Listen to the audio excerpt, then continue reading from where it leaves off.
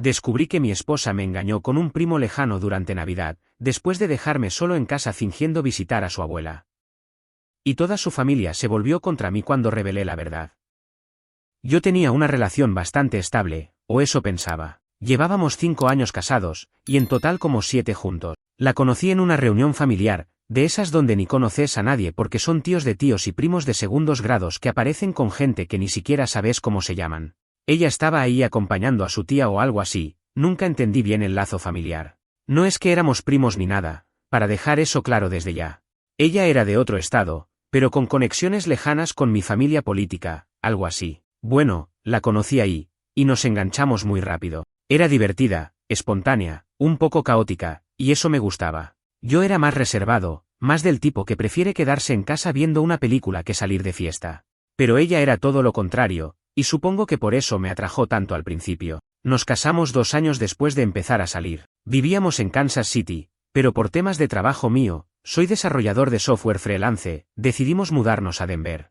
A ella le gustaba la idea de cambiar de aire, aunque después entendí que solo decía eso porque nunca estuvo realmente cómoda en ningún lado. Siempre buscaba lo nuevo, lo excitante, lo que la hiciera sentir viva. Y sí, eso también incluía a otras personas. Yo no lo sabía todavía, claro. Las cosas iban normales. Tuvimos nuestros momentos de crisis, como cualquier pareja. Peleas por dinero, por tonterías, por estrés. Pero siempre volvíamos a estar bien. Al menos, eso pensaba yo. Hasta diciembre del año pasado. Ahí fue cuando todo empezó a desmoronarse. Era la semana de Navidad. Ella me había dicho que iba a pasar unos días con su familia en Oregón. Según ella, hacía mucho que no los veía y necesitaba ese tiempo con ellos. Me lo pidió con anticipación, me dijo que solo sería del 22 al 26 y que luego volvería para pasar Año Nuevo juntos. Yo lo entendí. No me pareció raro. Ella solía ser muy cercana a su familia, o al menos con los pocos que soportaba, así que le dije que no había problema. Lo que no me dijo es que no iba sola. Ni que ya había comprado el pasaje con un tal primo lejano, que conoció en una reunión familiar en julio. En ese entonces, yo ni sabía que existía ese tipo. Nunca lo mencionó. Ni una sola vez. Ni una foto, ni una historia, ni una fulano del norte con el que estuve hablando. Nada. Cero. Me enteré porque soy un paranoico, sí. Pero también porque cuando uno siente que algo no está bien, lo sabe. El cuerpo lo sabe, aunque la cabeza quiera hacer como que todo sigue normal. La noche del 24 fue la primera señal. Estábamos haciendo videollamada porque supuestamente estaba con su abuela, y en el fondo se escuchaba música, risas, ruido de fiesta. Nada raro para una familia celebrando, ¿no? Hasta que alguien le gritó desde fuera de cámara, dile que el primo también te trajo vino. Y ahí fue como si se me helara la sangre. Ella solo se rió y cortó la llamada rápido diciendo que tenía que ayudar con la cena. Esa frase se me quedó rebotando en la cabeza todo el 25. ¿Qué primo? ¿Quién mierda es el primo? ¿Por qué nunca lo mencionó? Empecé a revisar sus redes, y nada. Todo estaba limpio, ni un solo tag, ni una historia rara. Pero algo no cuadraba. Así que fui más allá. Revisé nuestro historial de Amazon, compartimos cuenta, y encontré un pedido de 2 botellas de vino que no eran para su casa, sino enviadas a otra dirección en Portland. Ahí supe que me estaba mintiendo. Usé esa dirección y la metí en Google Maps. Lo que encontré fue una casa en las afueras, típica de barrio residencial tranquilo. Ni rastro de abuela alguna. Lo peor es que cuando entré a su Instagram desde una cuenta falsa y empecé a buscar a los pocos familiares que conocía, encontré a uno que había posteado una historia con la misma casa de fondo. Y no era ninguna abuela. Era un tipo con barba, lentes y cara de imbécil, abrazándola por detrás mientras cocinaban. Ahí me rompí. No lloré. No grité. Me quedé quieto. En silencio. Fue esa clase de vacío que solo sentís cuando sabes que te acaban de destruir sin necesidad de una sola palabra. El 26 en la madrugada, cuando ella supuestamente estaba tomando el vuelo de regreso, yo ya estaba despierto, frente a la computadora, sin haber dormido en toda la noche. Tenía los ojos rojos, secos, como si se me hubieran quemado por mirar tanto tiempo sin parpadear. Estaba repasando todos los detalles de lo que vi en esa historia de Instagram. No estaba disponible más, claro, ya habían pasado las 24 horas. Pero tuve la brillante idea de grabarla desde mi celular justo cuando la encontré. No sé por qué lo hice, tal vez por instinto, tal vez por esa parte de mí que ya sabía que iba a necesitar pruebas. Esa noche me metí en los mensajes antiguos que teníamos. No buscaba pistas de infidelidad. Buscaba compararme. Quería encontrar cuándo exactamente se empezó a apagar el te amo en sus palabras, el entusiasmo en sus mensajes. Y fue claro como el agua. Todo comenzó después de esa reunión familiar de julio. Antes, me mandaba mensajes largos, con fotos, con frases de cariño. Después de julio, todo se volvió seco. Ok. Nos vemos. Estoy ocupada. No puedo hablar ahora. Un patrón que no noté en su momento, porque lo racionalizas. Porque crees que el amor cambia, que las mariposas desaparecen pero queda el compañerismo. Mentira. En mi caso, lo que quedó fue una mentira tan grande que podría haber sido una segunda hipoteca. Me acuerdo que me levanté de la silla, fui al baño y vomité. No porque me sintiera físicamente enfermo, sino porque era como si mi cuerpo necesitara sacarse de encima todo eso que estaba sintiendo. Un asco, una bronca, un vacío. Todo junto. Cuando ella llegó ese 26 por la tarde, intentó actuar como si nada. Traía una bolsa de regalos que claramente no había comprado con amor, sino por cumplir. Me abrazó, me dijo que me había extrañado, y me dio un beso frío. Literalmente frío. Como si besarme le generara incomodidad.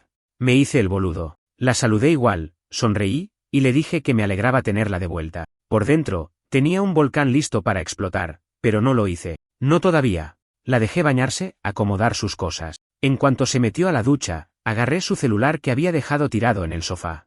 Y sí, tenía clave. La misma de siempre, que por suerte nunca cambió. La desbloqueé y empecé a buscar. WhatsApp, limpio. Instagram, lo mismo. Todo demasiado limpio, lo que me hizo sospechar más. Y ahí fue cuando se me prendió la lamparita, revisé las apps ocultas. Porque sí, hay apps de mensajería que se disfrazan de calculadoras, de calendario, de lo que quieras. No es que yo sea un hacker, pero estuve en foros donde hablaban de eso, y ahora todo ese conocimiento servía. Encontré una app camuflada como nota rápida. Cuando la abrí, me pidió una clave. Puse la misma del celular y funcionó. Lo que encontré fue un chat completo con el tipo. Un historial de semanas, con fotos, audios, hasta vídeos. Gente que dice yo no me enojo, yo me decepciono, nunca vio algo así. No sabes lo que se siente ver a la persona que dormía a tu lado todas las noches, diciéndole a otro me haces sentir cosas que él nunca entendió o no quiero volver a Denver, quiero quedarme acá contigo. Me quedé paralizado. Literalmente. No me moví por varios minutos. Cerré la app, volví a bloquear el teléfono, y lo dejé donde estaba. Me fui a mi oficina, cerré la puerta con llave, y me senté frente al escritorio. No lloré. No grité. Solo escribí. Abrí un documento y empecé a anotar todo lo que había visto, con fechas, frases, capturas. Como si estuviera armando un informe para el FBI. Porque necesitaba estructurar el caos. Si me dejaba llevar por las emociones, iba a hacer una locura. No dormí esa noche. Y ella, como si nada. Se acostó, me dijo, te extraño, venía a dormir, y yo le respondí que tenía trabajo pendiente. Ella me respondió con un no estás raro. Le dije, sí, bueno, fin de año, mucho estrés. Y siguió durmiendo como si no estuviera haciendo pedazos nuestra vida desde hace meses. Lo peor no era que me había sido infiel. Lo peor era que lo había planeado. Que me había dejado solo en Navidad para irse con otro tipo y vivir una fantasía. Lo peor era que todo había sido tan premeditado, tan meticuloso, que me hacía sentir un estúpido. Y ahí empecé a pensar en lo que iba a hacer. Porque si algo tenía claro en ese momento, era que no pensaba dejar que esto se apagara como una vela. Iba a explotar. Iba a romper todo, pero no como un animal, sino como alguien que sabía cómo hacer daño sin levantar la voz. La mañana siguiente fue la calma antes de la tormenta. Ella seguía actuando normal, como si nada hubiera pasado, cocinando huevos revueltos, cantando bajito una canción de Taylor Swift mientras preparaba café. Una escena completamente absurda si consideras que yo ya había visto cada palabra sucia que le escribió a ese tipo, cada audio susurrado que, sin querer, se me quedó grabado en la cabeza como una canción que no podés sacar. Me senté en la mesa, la miré servir los platos y pensé, ¿cómo carajos llegamos a esto? ¿Cómo se puede convivir con alguien que te destruyó y ni siquiera lo sabe? No le dije nada. Comí en silencio mientras ella me hablaba de lo que quería hacer para Año Nuevo, que quizás podríamos ir a las montañas, alquilar una cabaña, que estaría lindo hacer algo íntimo los dos. Hablaba como si nuestro matrimonio no estuviera pendiendo de un hilo, como si yo no supiera que apenas 5 días antes se estaba revolcando con otro tipo en una casa ajena, en otra ciudad, mintiéndome en la cara. Terminamos de desayunar y me encerré en la oficina otra vez. Esta vez, no solo para escribir o pensar. Me puse a imprimir todo lo que tenía. Las capturas de pantalla, las transcripciones de los audios, los detalles de la ubicación donde se había alojado, todo. Lo organicé como si fuera un dossier. No por placer. No por venganza ciega. Lo hice porque sabía que iba a necesitar pruebas. Sabía que si todo esto llegaba a escalar, no podía contar solo con mi palabra. Hay algo que te cambia cuando descubrís una traición así. Ya no confías en nada. Ni siquiera en que la justicia o la verdad estén de tu lado si no tenés los papeles en la mano. Después de eso, me fui a caminar. Necesitaba respirar. Afuera había nieve, una brisa helada, y el aire me dolía en la cara, pero lo prefería al sofocón de estar encerrado con ella. Me fui al parque más cercano, caminé por casi 2 horas, y traté de poner en orden mi cabeza. Me hice la misma pregunta una y otra vez, ¿la enfrento ahora? ¿La dejo seguir jugando a la buena esposa mientras yo preparo todo para soltar la bomba? ¿O simplemente me voy? Pero irme me parecía injusto. ¿Yo me iba a ir de la casa que pago yo, por culpa de ella? ¿Yo me iba a esconder como si fuera el que rompió todo? No, ni en pedo. Así que cuando volví, ya sabía lo que iba a hacer. La iba a dejar arruinarse sola. Yo solo me iba a sentar y esperar. Porque el tipo con el que estaba no era un desconocido cualquiera. Resulta que era alguien que también tenía familia en común, y tarde o temprano, alguien iba a hablar. Lo que yo no me esperaba es que fuera tan pronto. 2 días después, su prima, una de las pocas personas con las que tengo buena relación en su familia, me manda un mensaje por Instagram. ¿Así? Directo, ¿está todo bien entre ustedes? Yo me hice el tonto, le puse ¿por qué lo decís? Y me responde con una captura de una historia que el imbécil del amante había subido sin querer a su cuenta pública. Una foto de ellos 2 abrazados frente a la chimenea, en pijama, con el árbol de Navidad atrás. La cara de ella tapada con un emoji, pero claramente era ella. El tipo la etiquetó por accidente. Aunque borró la historia a los 5 minutos, ya varios la habían visto. Y ahí fue como si me hubieran dado el pase perfecto para el gol. Sin siquiera pensarlo 2 veces, le dije a su prima, no está todo bien. Descubrí todo. Y le mandé una foto del dossier que tenía impreso. Su respuesta fue mierda. ¿Literal? Mierda. Sabía que algo raro había, pero no pensé que era tan jodido. Me pidió que no le dijera a ella que yo le conté, pero me dijo que quería que supiera que no todos en la familia estaban de su lado. Esa noche, algo cambió en mí. Sentí que ya no estaba solo, que no era yo el loco paranoico, que la verdad estaba empezando a salir a la luz y que la historia que ella se había inventado iba a explotar en su cara más temprano que tarde. Así que decidí acelerar el proceso. Al día siguiente, esperé a que saliera a hacer unas compras, dijo que iba al tarjeta a buscar cosas para la cena de Año Nuevo, y aproveché para hacer una copia de todos los archivos digitales en un pendrive. Guardé todo en una carpeta cifrada con fecha y nombre. Me metí en un grupo privado de Facebook de abogados de familia en Colorado y empecé a consultar. En menos de 1 hora tenía 3 contactos. Les escribí a los 3. Uno me respondió casi de inmediato y me pidió que agendáramos una llamada. Hablamos esa misma tarde. Le conté todo.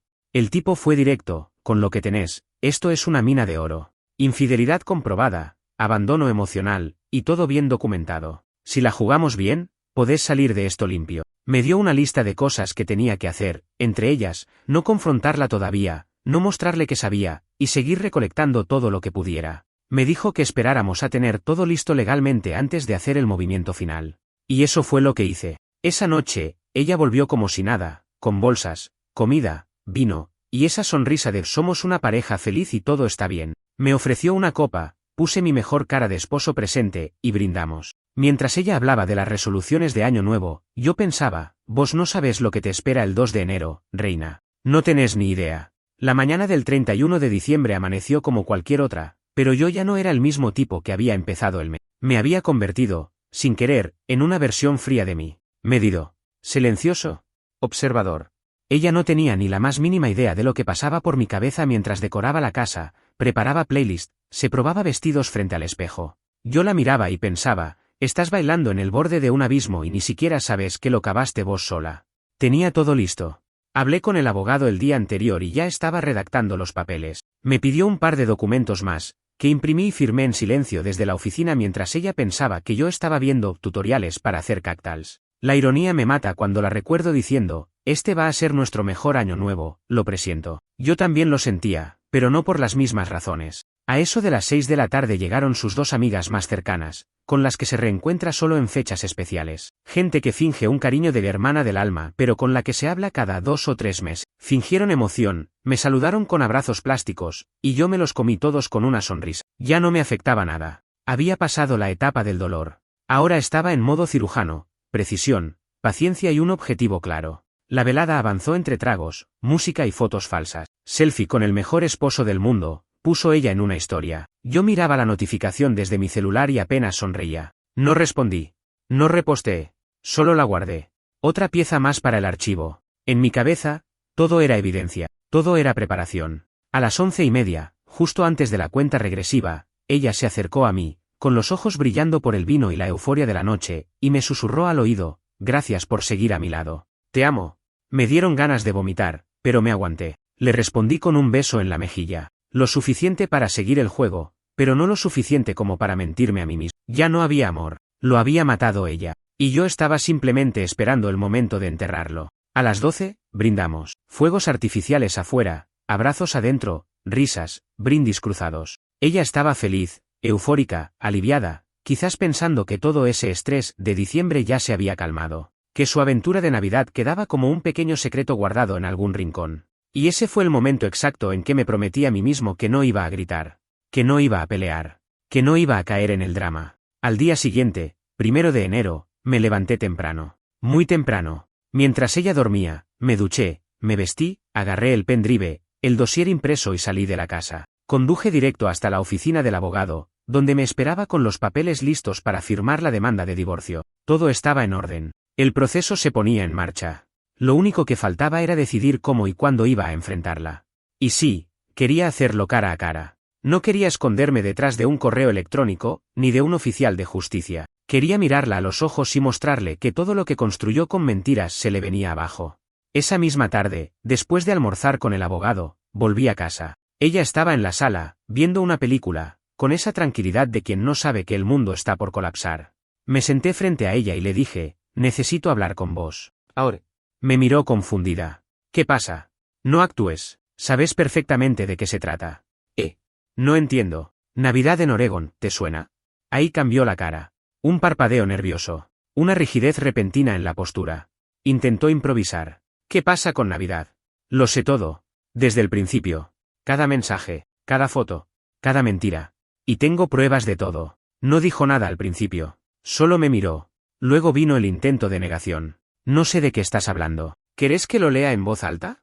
Porque tengo los mensajes impresos. Literalmente. Ella se quedó muda. La vi temblar, juntar aire para soltar alguna excusa. Y ahí fue cuando puse el dossier sobre la mesa. Abierto. Página por página. Con su letra, con sus palabras, con sus fotos, con sus audios transcriptos. Pasó del silencio a las lágrimas. De las lágrimas al no es lo que parece. Y luego, como una montaña rusa emocional sin frenos, al ¿y vos qué esperabas? Estás todo el día en tu oficina, nunca salimos, nunca haces nada espontáneo, me siento sola. Ahí me reí. No pude evitarlo. Fue una carcajada amarga, cortante. Esa es tu excusa, que trabajo mucho, que no soy lo suficientemente divertido, ¿y eso justifica que te vayas a pasar Navidad con otro tipo? Fue un error. Fue un plan. Compraste boletos, armaste la mentira, limpiaste tus redes, escondiste los mensajes. No fue un error. Fue una decisión. Repetida. Por favor. No. Escúchame bien. Ya está. Esto se terminó. Ya firmé los papeles. En un par de días te van a llegar. Y no intentes manipularme con lágrimas. No hay vuelta atrás. Se tapó la cara. Lloró. Gritó. Me dijo que estaba siendo cruel. Que no podía tirar todo por una sola cosa. Que ella me seguía amando. Vos no sabés lo que es amar a alguien, le dije. Amar no es mentirle, ni usarlo de alfombra mientras te vas a revolcar con alguien más en la casa de su familia. Yo sí te amaba. Hasta que me lo mataste todo. Me fui de ahí. Me encerré en la habitación de invitados. Esa noche no durmió. La escuché llorar, caminar, hacer llamadas. No me importó. Al día siguiente, empezó el circo, llamadas de su madre, de su hermana, mensajes de amigos mutuos. Algunos reclamándome, otros pidiéndome explicaciones. Porque, claro, ella ya estaba contando su versión. Y yo aún no había dicho nada. El 2 de enero me desperté con el celular estallado. Literalmente tenía más de 20 mensajes, varios de números desconocidos, otros de familiares de ella, y unos pocos de amigos en común que habían decidido tomar partido sin saber nada. Todos con el mismo tono, ¿qué hiciste? O peor aún, ¿por qué le hiciste eso a ella? Me tomó menos de 5 minutos entender lo que estaba pasando. Ella ya estaba vendiendo su narrativa.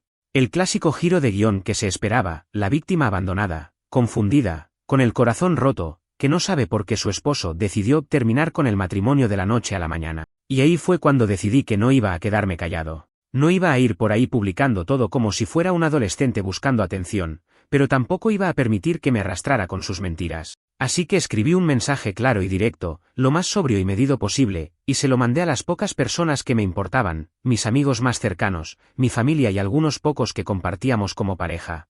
El motivo por el que me estoy separando no es porque se me cruzó un cable ni por un arrebato. Mi esposa mantuvo una relación con otro hombre durante los últimos meses. Fui consciente de eso antes de Año Nuevo. Reuní todas las pruebas necesarias y tomé la decisión más difícil de mi vida. No busco venganza. Solo quiero cerrar esta etapa con la dignidad que me queda. Si quieren conocer mi versión, estoy dispuesto a hablar. Si prefieren creer otra historia, también lo entiendo. Pero no voy a tolerar que se me culpe por una traición que no cometí. Lo mandé y apagué el teléfono durante el resto del día. Me senté en el living, solo, en silencio, mientras escuchaba cómo ella lloraba en nuestra habitación. No fui a ver cómo estaba. No pregunté si había comido. Me importaba tan poco como ella se preocupó por mí en Navidad. Tenía que hacer esto. Por mí. Esa misma tarde, mi mejor amigo, el único que conocía la historia completa, pasó por casa. Se sentó conmigo, me trajo una cerveza y me dijo, lo estás haciendo bien, aunque te sientas como una mierda. No estás solo. Y fue la primera vez en semanas que sentí algo parecido a alivio. No paz, no felicidad. Solo, una pausa en el caos. Mientras tanto, ella seguía en modo crisis. Entraba y salía de la habitación como un fantasma. No me hablaba. No intentaba explicarse. Yo creo que ya entendía que todo lo que dijera no iba a cambiar nada. Y quizás, en el fondo, sabía que lo que más me dolía no era lo que hizo, sino cómo lo ocultó. La frialdad. La repetición. La facilidad con la que me mentía. Eso no se arregla con un lo siento. El 3 de enero fue el último día que la vi en la casa. Empacó algunas cosas, hizo varias llamadas y luego me pidió hablar. Le dije que podía hablar lo que quisiera, pero que yo no iba a responder. Me dijo que había encontrado un lugar donde quedarse por unos días y que prefería irse antes de que esto terminara peor. Le respondí con un simple ok. Me pidió perdón. Otra vez. Me dijo que no pensó que la iba a descubrir. Que no era algo serio. Que fue un error. Que se sintió confundida. Que se sintió sola. No me importa cómo te sentiste, le dije sin levantar la voz. La soledad no justifica la traición. Vos tomaste decisiones. Repetidas. Y sabías perfectamente lo que hacías. Lo planeaste. Lo escondiste. Lo disfrutaste. Ahora hacete cargo. Se quedó callada. Tomó su bolso, me miró una última vez, y se fue. No hubo abrazo. No hubo cuídate. Solo el ruido de la puerta cerrándose detrás de ella. Y con eso, el peso de 5 años juntos cayéndose como un castillo de naipes. Después de que se fue, fui a su lado del closet y empecé a empacar todo. Ropa, zapatos, cosas del baño, libros, papeles, adornos. Todo. Lo puse en cajas, rotuladas con su nombre. Guardé también los álbumes de fotos, los recuerdos, todo lo que tuviera su cara o su letra. Lo llevé todo al garaje y lo dejé ahí, apilado, esperando a que ella lo viniera a buscar o que alguien más lo hiciera. No rompí nada. No quemé nada. No grité ni insulté. No por respeto a ella, sino por respeto a mí. Porque no quería recordarme como un tipo fuera de sí. Ya me habían destruido. No pensaba entregarme también a la locura.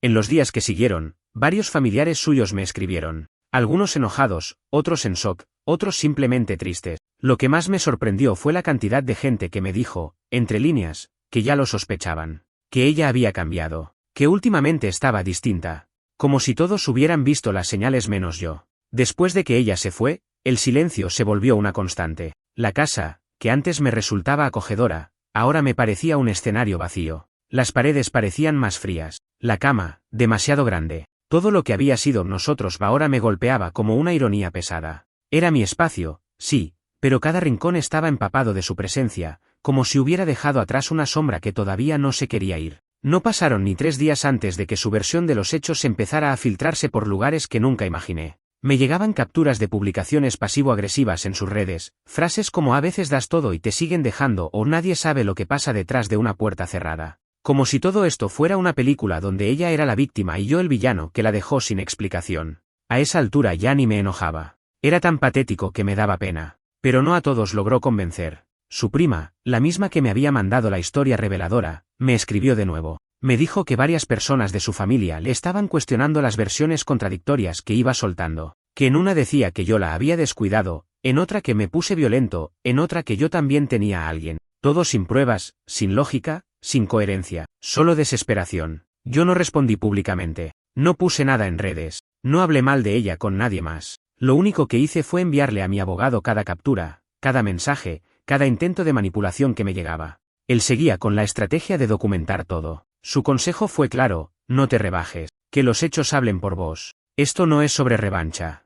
Es sobre cerrar una etapa con inteligencia. Y así lo hice. Incluso cuando, unos días después, recibí una carta formal de su nuevo abogado. Me estaban pidiendo una mediación urgente para acordar los bienes y evitar el juicio. Según decía la carta, ella se sentía emocionalmente devastada y no quería alargar innecesariamente el proceso. La hipocresía me dio náuseas. ¿Ahora quería evitar problemas? ¿Después de mentirme en la cara durante meses? Mi abogado respondió cortante, estamos dispuestos a mediar. Pero en nuestros términos, y con todas las pruebas sobre la mesa. Acordaron una fecha, sería en un estudio neutral, con ambas partes presentes, acompañados de sus respectivos abogados. Faltaban 10 días para eso, y en ese lapso, pasó algo que no esperaba. Recibí un mensaje privado de una cuenta nueva en Instagram. Pensé que era spam, pero abrí por curiosidad. Era un texto corto, no quiero problemas. Solo quería decirte que no fue solo culpa de ella. No decía quién era, pero en ese momento lo entendí. Era el tipo. El famoso primo lejano. El que se había metido en mi vida por la puerta de atrás, literal y metafóricamente. No le respondí. Le pasé el mensaje al abogado y lo bloqueé. Lo último que necesitaba era una conversación con el imbécil que se había acostado con mi esposa mientras yo trabajaba horas extra para pagar la hipoteca. Pero en el fondo me sentí validado. Si él me escribía, era porque sabía que estaba todo por salir mal. Que su aventura con ella no había sido un romance de película, sino una cagada con consecuencia. Días antes de la mediación, empecé a despersonalizar la casa. Guardé más cosas. Vendí el sofá donde solíamos ver series. Cambié las sábanas. Tiré las velas, los perfumes, las cartas. No por venganza, sino porque ya no soportaba vivir entre rastros. Era como si todo oliera a mentira. A una vida que ya no me pertenecía. La noche antes de la reunión, dormí poco. No por ansiedad, sino porque estaba cansado de todo esto. Mentalmente drenado. Pero sabía que lo tenía que hacer. Así que me preparé como quien va a la guerra. Traje, carpeta, cara de piedra. La reunión fue en un edificio de oficinas del centro. Llegué 10 minutos antes. Mi abogado ya estaba ahí. Me dio un apretón de manos firme y me dijo, mantén la calma. Hoy ganamos. A los pocos minutos, llegó ella. La vi entrar acompañada de su abogado, con cara de mártir. Pelo arreglado, maquillaje calculado, ropa casual pero medida. Quería mostrarse como una víctima humilde. Una mujer herida pero digna. Casi me reí. Nos sentamos frente a frente, separados por una mesa larga. No la saludé. No la miré. No iba a darle ni un segundo de atención que pudiera interpretar como duda o arrepentimiento. Los abogados abrieron la conversación. Su lado pedía un reparto equitativo, la casa, el auto, parte de mis ahorros, compensación por daño emocional. Me mordí el labio para no explotar de risa. Mi abogado pidió la palabra, sacó el dossier y empezó a hablar. Señores, tenemos evidencia de una relación extramatrimonial sostenida, documentada y admitida. Tenemos registros digitales, testimonios, fotografías, ubicaciones, y un mensaje del tercero involucrado. Además, contamos con intentos posteriores de manipulación pública de la narrativa. Estamos dispuestos a ofrecerle el 25% del valor de la propiedad y la devolución íntegra de sus pertenencias personales, sin daño ni pérdida alguna. Si no acepta, estamos listos para ir a juicio.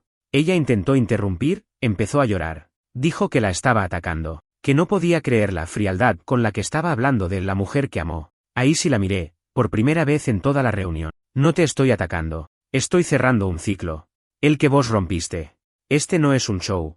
Es la consecuencia de tus actos. Y se hizo el silencio. Largo. Incómodo. Hasta que su abogado le habló al oído, y ella, temblando, dijo, lo acepto. Firmamos los papeles. El proceso legal estaba en marcha. Me levanté sin mirar atrás y salí de esa oficina con una mezcla de cansancio y alivio. Sabía que todavía faltaba, pero también sabía que la parte más dura ya había pasado. Después de la reunión, volví a casa en automático. Manejé como si fuera otra persona, como si mi cuerpo me llevara mientras mi cabeza todavía estuviera sentada en esa oficina, mirando cómo ella firmaba sin pelear, sin argumentos. Me imaginaba que iba a hacer escándalo, que iba a gritar, rogar, mentir una vez más. Pero no. Fue como si en ese momento se diera cuenta de que el juego había terminado. O tal vez entendió que ya no tenía más fichas para jugar. Sea como sea, cuando firmó, sentí que me soltaba una cadena del cuello. No fue felicidad. Fue libertad. Cruda. Silenciosa. Entré a casa y lo primero que hice fue abrir las ventanas. Todo, de par en par. Aunque hacía frío, necesitaba aire. Un cambio. Una renovación. Como si eso pudiera expulsar su energía de los rincones. Me puse a limpiar. A ordenar. No por obsesión, sino por necesidad. Empecé por el dormitorio. Cambié todo. Me deshice de las cortinas, las sábanas, las fotos. Saqué el colchón viejo y lo subí al garaje. Compré uno nuevo esa misma tarde. Algo en mí necesitaba símbolos. Acciones que dijeran esto es mío, no nuestro. Al día siguiente, llegó el correo. Entre facturas y propaganda había un sobre sin remitente. Lo abrí. Era una carta de ella. Escrita a mano. 4 páginas. Ni siquiera sé por qué la leí, pero lo hice. Hablaba del dolor que sentía, de cómo se había equivocado, de que la soledad la llevó a tomar decisiones impulsivas y que no pensó que me haría tanto daño. Era como un guión de película barata, con frases hechas y una sensación general de que ni siquiera sabía cómo pedir perdón. Pero lo peor venía al final: si algún día podés perdonarme, aunque sea como amiga, me gustaría poder hablar de esto cuando estés lista. Rompí la carta. No por enojo. No por despecho. La rompí porque entendí que seguía esperando que yo la salvara de su propia culpa. Y yo ya no era ese tipo. La parte de mí que hubiera querido hablar, cerrar bien, entender, había muerto cuando leí sus mensajes escondidos en esa app. Pasaron los días y me empecé a reconstruir, poco a poco, haciendo lo básico, volviendo a mi rutina, trabajando más, cocinando, durmiendo solo. De a poco, lo que parecía insostenible empezó a ser normal. El silencio de la casa ya no me lastimaba, me acompañaba. Un día, fui al supermercado y me encontré con una de las amigas de ella, la misma que había estado en casa para Año Nuevo. Me miró con esa mezcla de incomodidad y culpa. Me saludó con un hey flojito y después de un segundo me soltó: no sabía todo lo que estaba pasando. Perdón por haber estado de su lado al principio. Le agradecí. Le dije que no había problema, que yo tampoco supe todo al principio. Y fue cierto. A veces, los traicionados somos los últimos en enterarnos, porque confiamos, porque no imaginamos que alguien pueda estar cavando un pozo mientras te mira a los ojos y te dice que te ama. Después de eso, empecé a desconectar por completo. No revisé más sus redes, no pregunté por ella, no me interesó saber con quién estaba o qué hacía. Me centré en mí, en volver a hacer las cosas que me gustaban. Fui a escalar un fin de semana, salí a correr todos los días, hasta empecé a leer otra vez, cosa que no hacía desde antes del matrimonio. Redescubrí partes de mí que había dejado morir en la rutina. Uno de los momentos más raros fue cuando la madre de ella me llamó. No la atendí. Me dejó un mensaje de voz que terminé escuchando. Decía que estaba triste por cómo habían terminado las cosas, que yo había sido un buen esposo, y que ella también estaba decepcionada por lo que su hija había hecho. No sé si fue sincera. No me interesa. Pero fue la primera vez que sentí que incluso su familia entendía que esto no fue un capricho mío. Semanas después, recibí un correo del abogado. El acuerdo estaba casi finalizado. Solo quedaban firmas de rutina y esperar que el juez diera el cierre oficial. Me dijo que había sido uno de los procesos más limpios que había visto en años. Porque vos estabas listo, me dijo. Vos te encargaste de todo. No dejaste nada librado al azar. Y tenía razón. Me convertí en un tipo que planeaba hasta los silencios. Una noche, ya con todo más calmo, me senté con un whisky frente al fuego. Pensé en todo. Desde el primer día en que la conocí hasta el último en que la vi salir con su bolso. Me imaginé una línea del tiempo y traté de encontrar el punto exacto en el que todo se rompió. No lo encontré. Porque no hay un punto. Es como una gotera. Al principio es imperceptible, y cuando querés darte cuenta, ya tenés el techo podrido. ¿Me arrepiento de algo? No. Porque lo di todo. Porque fui fiel, presente, comprometido. Porque amé sin condiciones. ¿Me dolió? Sí. Me rompió. Pero también me reconstruyó. Me obligó a mirarme en el espejo y preguntarme quién era sin ella. Y encontré algo que no esperaba: fuerza. Ahora, a nada de cerrar legalmente todo, lo único que siento es gratitud por haber salido a tiempo. Por no haber tenido hijos, deudas compartidas o una vida aún más enredada. Por haber actuado con cabeza fría cuando todo en mí pedía gritar. La mañana que recibí la notificación oficial del cierre del divorcio no fue épica. No hubo fuegos artificiales ni una sensación de victoria, solo un correo electrónico del abogado con el asunto: finalización del proceso, juez aprobó acuerdo. Me quedé unos segundos mirando esa línea, sin abrir el archivo, como si al hacerlo, al leerlo, todo fuera real. Lo hice igual, claro. Pero el impacto no fue el que imaginé. No fue alivio puro ni tristeza profunda. Fue algo más raro. Una mezcla de paz con una resaca emocional. Como si mi cuerpo supiera que se acabó la guerra, pero mi cabeza no terminara de entender cómo volver a la normalidad.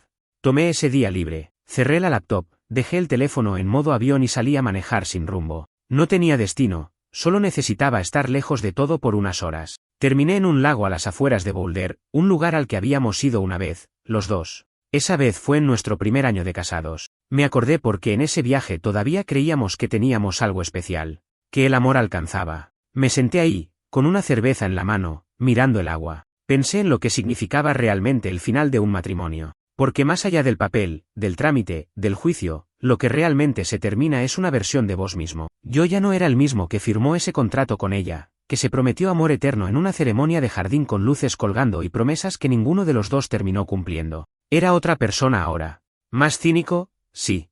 Pero también más lúcido. Menos idealista. más consciente de lo que no quiero volver a tolerar nunca más. Volví a casa al anochecer. Me duché, cociné algo simple, abrí otra cerveza y me senté en el sillón nuevo. Puse música tranquila. Casi sin querer, abrí el álbum de fotos del celular y me puse a borrar. No en modo rabia, no por despecho, era limpieza, higiene emocional. Fui borrando una a una las fotos de viajes, cumpleaños, aniversarios. No por negar que existieron, sino porque ya no necesitaba verlas más. Estaban en el pasado. No tenían lugar en mi presente. Durante esas semanas post-divorcio, tuve varias conversaciones con personas que, por una u otra razón, se habían mantenido al margen. Un amigo me dijo, no sé cómo hiciste para no perder la cabeza.